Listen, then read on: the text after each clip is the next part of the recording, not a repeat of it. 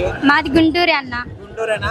So చెప్పండి, ఏంటి వాన వస్తుంది, ఇట్లా వస్తుంది, మీరు ఇబ్బంది పడుకుంటున్నారు, అసలు టీవీలో చూడొచ్చు కదా. మా మామయ్యని చూడడానికి ఎంత దూరం అయినా వస్తాం కదా.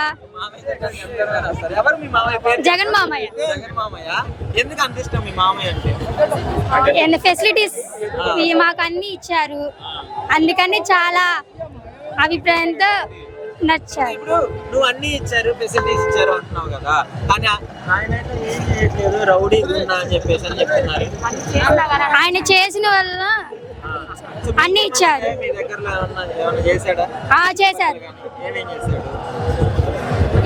చూసి చెప్పు. ఈ పథకాలు కాదు. అమ్మఒడి ఇచ్చారు, పింఛను, ఇళ్ల స్థలాలు, ట్యాబ్లు 8th క్లాస్ వాళ్ళకి, ఆ ట్యాబ్స్ అనవసరం అని అంటున్నాడు కదా Chandrababu books, school dresses, tabs. Tab చదువుకోవడానికి ఉపయోగపడుతుంది. పడుతుంది. మరి ఎందుకని చంద్రబాబు గారు అవసరం లేదు, పిల్లలు చెడిపోతారు అని అన్నారు? ఆయన చదువుకునే వాళ్ళకి అలా అనిపిస్తుంది.